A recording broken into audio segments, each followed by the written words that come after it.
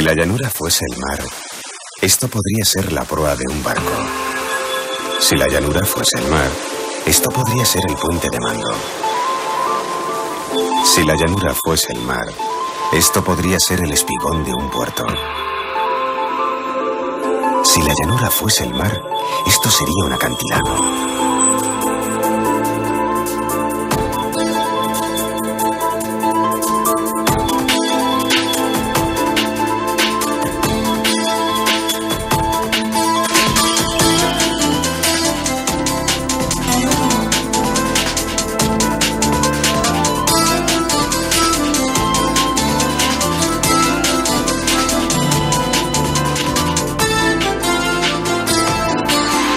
Segovia no es la única ciudad acantilada, pero sí la que tiene la más extraña relación con el agua. A sus pies hay dos ríos, el Eresma y el Clamores, pero no bebe de ellos. El empeño del hombre de convertirla en habitable, unido a su inteligencia, hizo que pudiese traer el agua desde un río a 15 kilómetros de distancia. Para ello construyó lo que ha terminado siendo columna vertebral de la ciudad, el acueducto.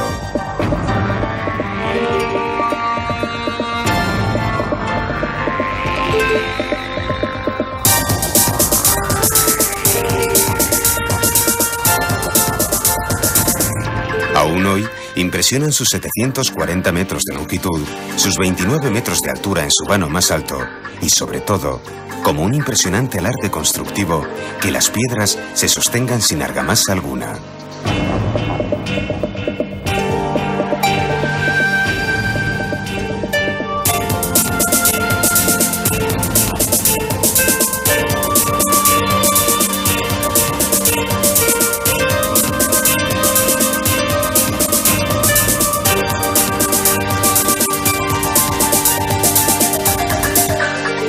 Roma hizo grandes acueductos, pero el hombre y los terremotos destruyeron muchos de ellos.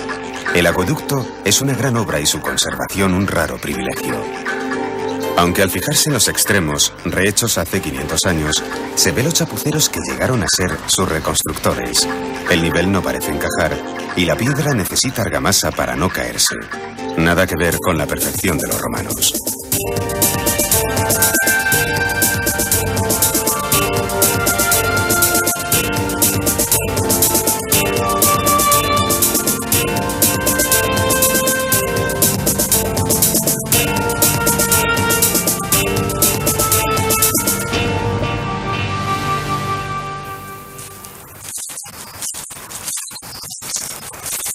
Yo, señor, soy de Segovia, dice el Buscón de Quevedo en su primera línea.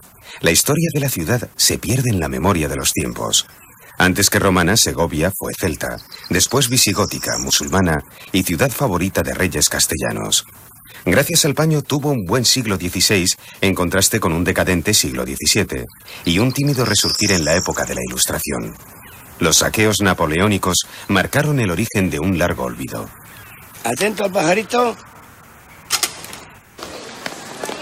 La ciudad de Segovia está declarada Patrimonio Cultural de la Humanidad por la UNESCO.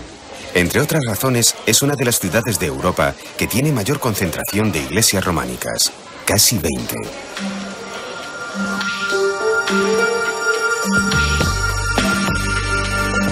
La mayoría de las iglesias románicas son de los siglos XII y XIII, algo que los especialistas llaman románico tardío, y cuya razón se encuentra en que la provincia de Segovia fue repoblada a finales del siglo XI, en la Reconquista, cuando el románico había alcanzado ya una significativa madurez.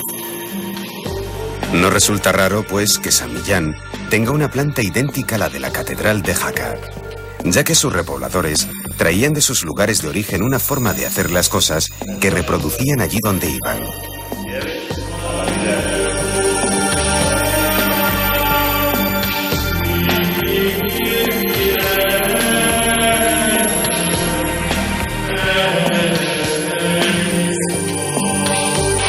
El románico segoviano tiene una característica común.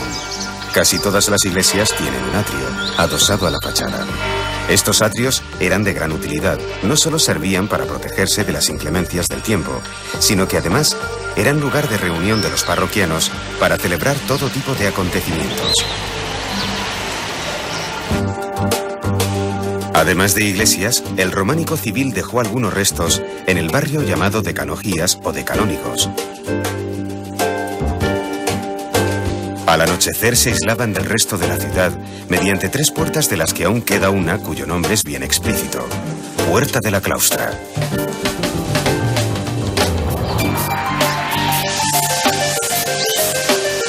También son románicos algunos restos de la muralla, varios palacios y alguna que otra torre.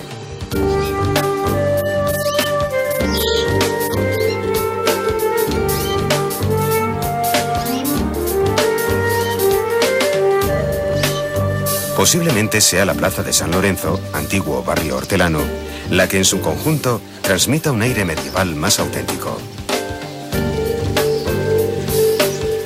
Es comprensible que algunas películas de época hayan encontrado aquí un decorado perfecto. Pero en Segovia no hay necesidad de ficciones. Como toda ciudad de intensa historia, está llena de sitios donde se vivieron acontecimientos reales. En este lugar, Isabel la Católica se hizo coronar reina.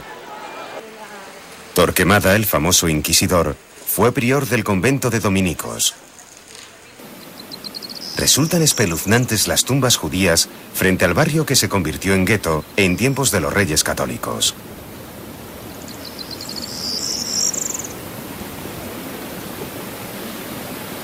Calles estrechas, judería, y en la judería la sinagoga, desde entonces forzada a disfrazarse de iglesia.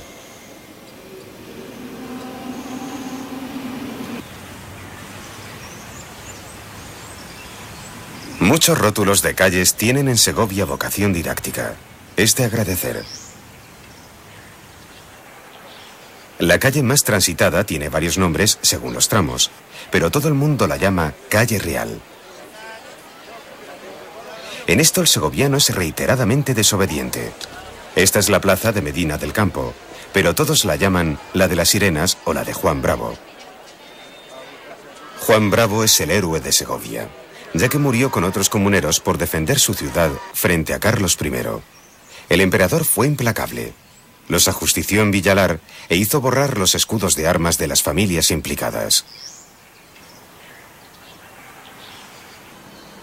Pero hay muchos otros lugares para la historia. El convento fundado por la mismísima Santa Teresa un día de San José, o la iglesia que por 4 euros de la época adquirió el ceramista Daniel Zuloaga cuando era una ruina. Abajo, taller. Arriba, vivienda.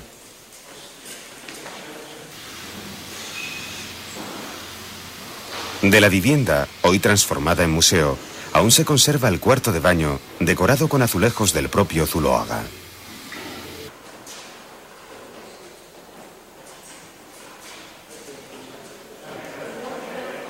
El retrato del ceramista fue ejecutado por su no menos famoso sobrino, Ignacio de Zuloaga.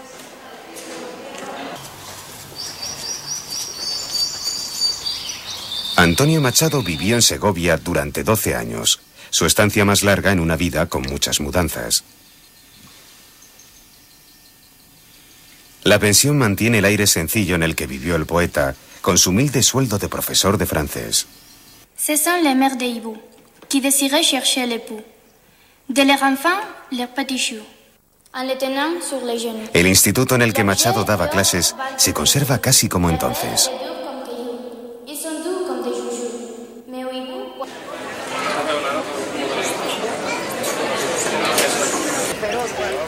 En la Plaza Mayor es fácil evocar la figura de Machado o imaginarlo con otros tomando café, que es una de las mejores cosas que se puede hacer en una ciudad que encara el frío viento de la sierra y convierte los días de sol en una verdadera delicia.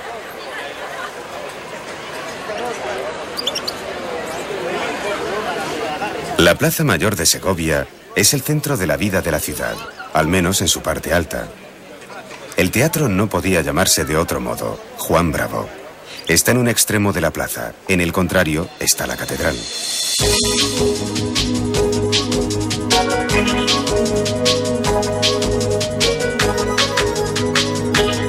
La primitiva catedral románica había sido parcialmente destruida durante la rebelión de los comuneros.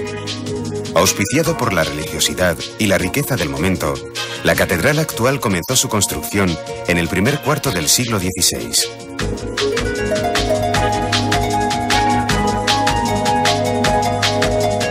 Para empezar, hubo que derribar un convento y más de 100 casas. Y luego se trasladó, piedra por piedra, el viejo y hermoso claustro diseñado por Juan Guas.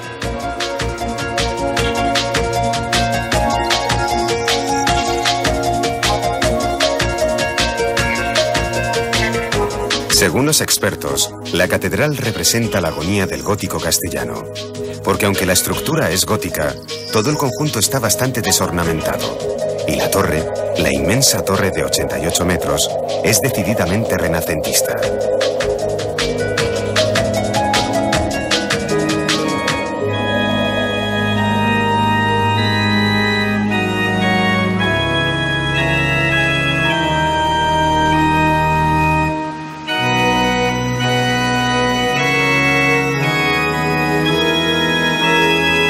Las dimensiones de la catedral son parecidas a las de un campo de fútbol, 105 metros de largo por 50 de ancho. En su interior, el inmenso espacio y la forma en que entra la luz crea un ambiente sobrecogedor.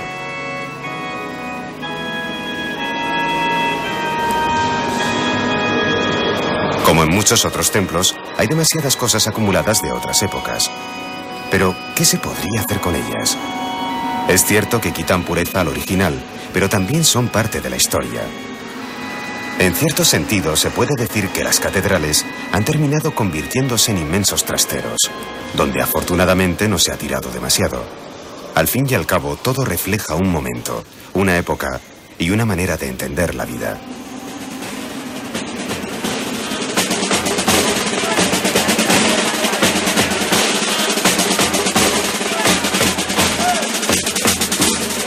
A las 0 horas del día 25 de octubre, muchos segovianos se reúnen en la puerta de la catedral con el propósito de asistir al milagro de que la imagen de San Frutos Pajarero pase la página de la Biblia. Como es de imaginar, el milagro siempre ocurre cuando uno se despista un poco o pestañea, de modo que alguien ha reproducido en papel lo que se supone ocurre allá arriba en un abrir y cerrar de ojos.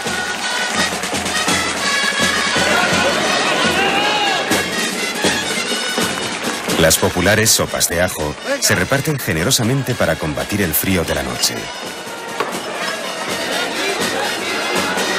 La sopa castellana, sopa de ajo y pan, es una sencilla receta que se remonta a tiempos de penuria y cuyo sabor parece condensar la larga y sobria historia de esta tierra.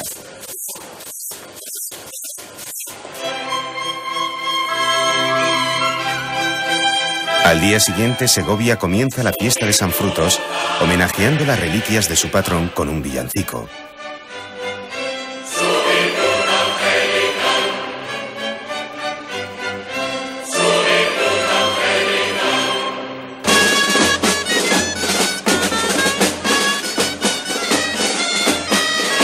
La fiesta toma la calle y el silencio sale de la ciudad a toda prisa.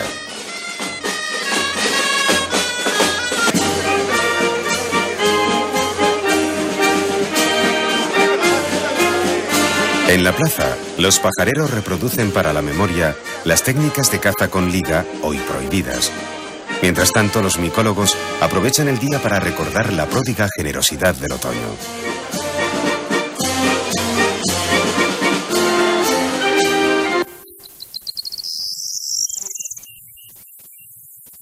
Lejos del bullicio, tal vez el silencio busque auxilio en San Antonio el Real.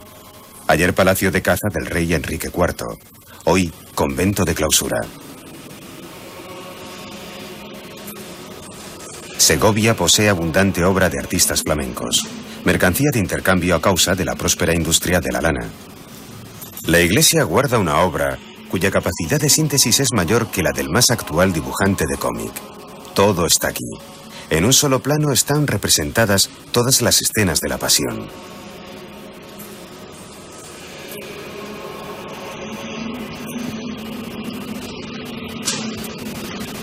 Pero además de obras de arte con mayúsculas, las paredes del propio monasterio hablan con cariño de la vida de las monjas. Abadesa, 2 campanadas. Sor Josefa, 3 campanadas y un repique.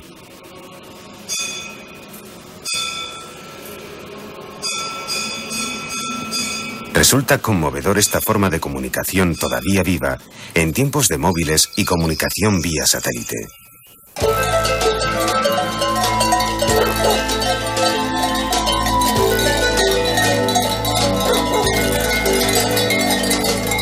Ovejas merinas. Durante mucho tiempo esta fue la principal riqueza de Segovia. La industria de la lana adquirió tanta importancia que Segovia se llenó de grandes fortunas, al punto que en una ciudad donde cada metro cuadrado era extraordinariamente valioso, algunos se hicieron construir su propio patio.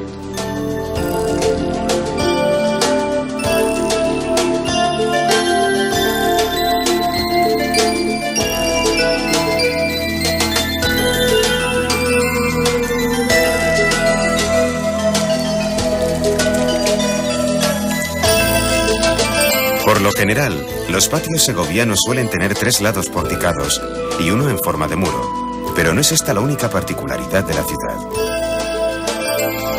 Hay muchas teorías, pero nadie sabe explicar la causa cierta de los originales tejados segovianos. Sus cubiertas desafían la intemperie con menos tejas y por lo tanto con menos gasto y menos peso también.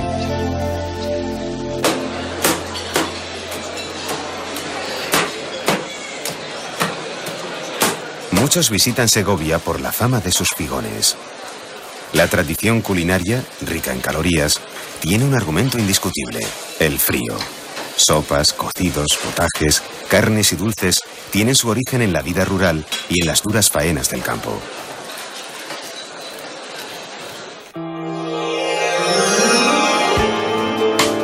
Pero hay algo más. Alguien dijo que las paredes de esta ciudad, más que hechas por hombres, parecían trazadas por las manos delicadas de una mujer. La abundancia del esgrafiado revela una colectiva e indisimulada coquetería.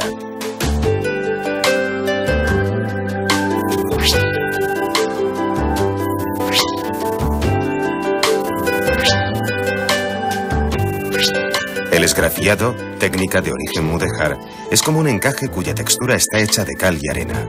Incluso las paredes del alcázar también lo tienen. En origen, el alcázar debió ser una sencilla torre provista de una muralla defendida por un foso.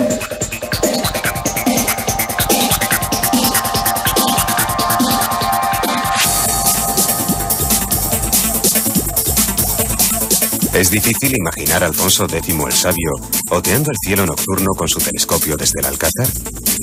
El interés de la casa de Trastamara hizo de la fortaleza un verdadero palacio. Juan II levantó la torre y Enrique IV decoró algunas salas.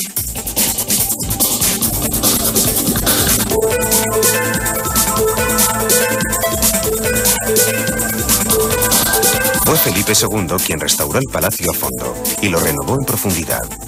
Colocó las cubiertas inclinadas y los chapiteles de pizarra. Además se encargó de sustituir el patio gótico por el actual herreriano.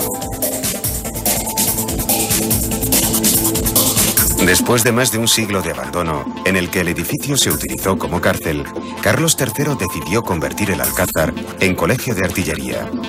Además se instaló un pabellón de química. El 6 de marzo de 1862, un incendio consumió el edificio. Segovia, sin el Alcázar, se quedó sin rostro. Pero 20 años después se inició una reconstrucción que le devolvió el aspecto con el que hoy lo conocemos.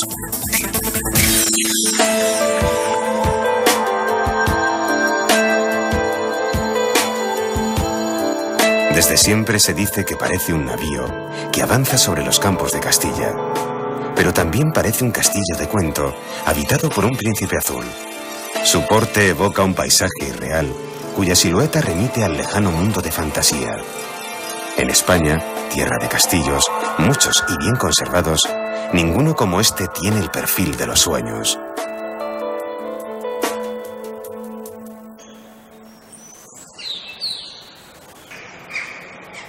¿Sirves? Segovia, lunes 22 de octubre de 2001. Orden número 200. Después del incendio del Alcázar, la escuela de artillería se trasladó definitivamente a lo que hasta entonces solo había sido residencia de cadetes. Un viejo convento franciscano dotado de un estupendo claustro. Pondrá el mayor esfuerzo en conseguir el objetivo asignado. Una de las cosas que hace que una ciudad antigua siga viva es la reutilización de sus lugares históricos. La cárcel, donde por cierto Lope de Vega pasó una temporadita, es hoy biblioteca. La Alhóndiga, antiguo almacén de grano, archivo municipal. La Casa de los Picos, Escuela de Artes y Oficios.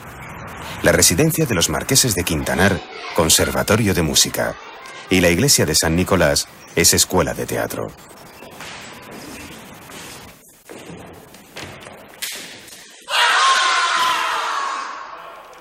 En lo que fue el monasterio de Santa Cruz del Real, primera fundación de Santo Domingo, hay una universidad. El aula de informática es testigo directo de los vestigios del pasado. Ahí tenemos un sarcófago, en este sentido recordad el cartucho, ese sentido de envolvente del alma del difunto. Bien, pues ahí tenéis los dos ojos, el ojo izquierdo.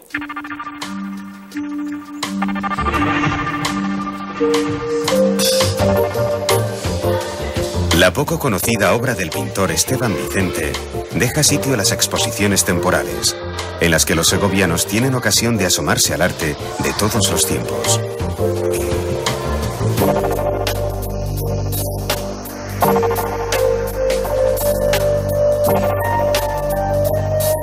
El paisaje segoviano está dividido en dos grandes zonas: la umbría de la montaña, bosques, ríos, caza, y la inmensa llanura cerealista, seca, tórrida. La granja de San Ildefonso es una avanzadilla del Vergel sobre la sequedad.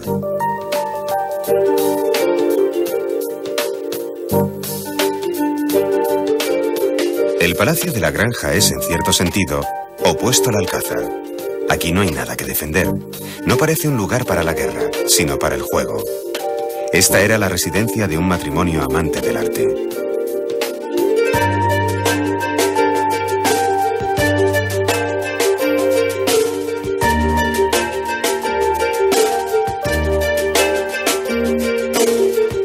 En 1720, Felipe V levantó este palacio junto a la Sierra de Guadarrama. Lo tenía todo para pasar un buen verano: frescor, caza abundante y una distancia razonable a su corte de invierno. El chalecito, si así puede llamarse, no estaba nada mal.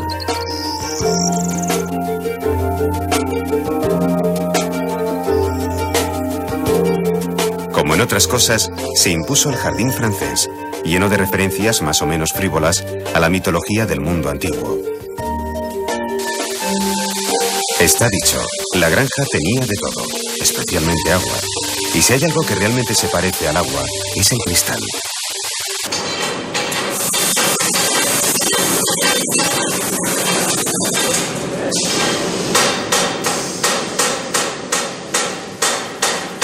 La granja produjo en el siglo XVIII algunos de los mejores cristales. Las cristalerías de muchos palacios proceden de aquí. La Real Fábrica de Vidrio es uno de los mejores edificios industriales de aquella época.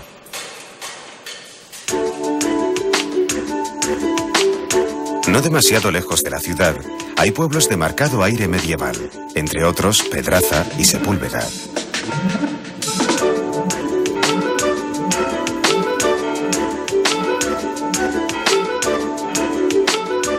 Cerca de Sepúlveda están las hoces del río Duratón.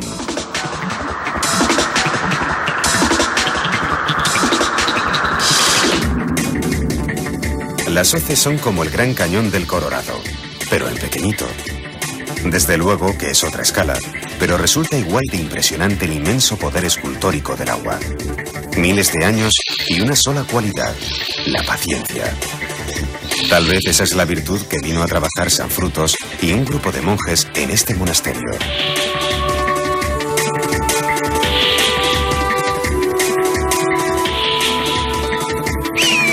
El tiempo pasa. El monasterio se convierte en ruina, pero los habitantes naturales de las hoces siguen aquí, como testigos aéreos del devenir de los hombres. No importa cuánto tiempo pase, ellos siempre seguirán ahí, majestuosos, surcando el aire, rondando el agua. La provincia de Segovia tiene palacios impresionantes, como el de Riofrío, y espléndidos castillos: Coca, Castilnovo, Cuéllar o Turégano.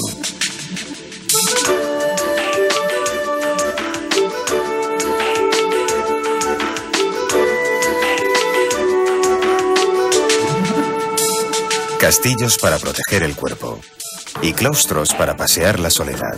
Santa María la Real de Nieva. Pero si soledad es lo que se busca, Aunque resulte paradójico, hay que volver a la ciudad de Segovia.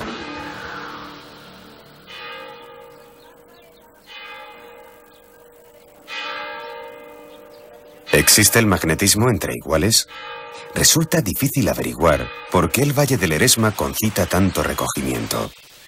El Eresma separa a la ciudad de los monasterios, como si el mundo eligiese una orilla y la devoción la otra. La ciudad en lo alto, la espiritualidad en lo bajo.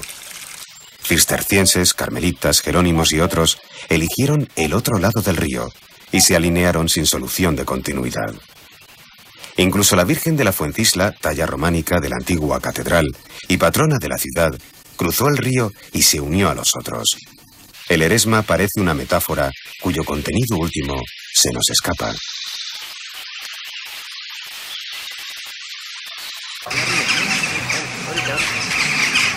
Parece que en las descarnadas laderas calizas, donde los grajos han encontrado su casa, antaño los ermitaños encontraron la suya. San Juan de la Cruz meditó en estas cuevas y construyó el monasterio en el que hoy está enterrado.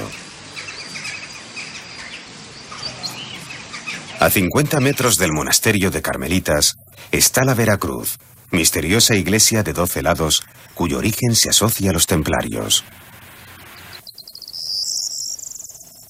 El monasterio del Parral está lleno de rincones sorprendentes solo autorizados a la clausura.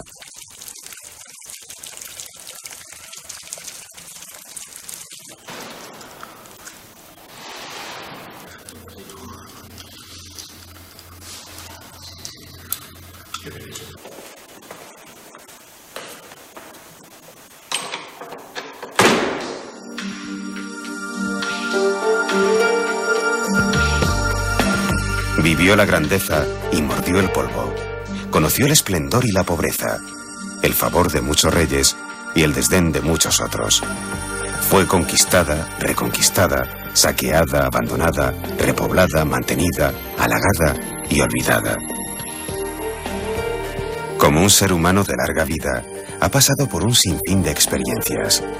Segovia es hoy una ciudad madura.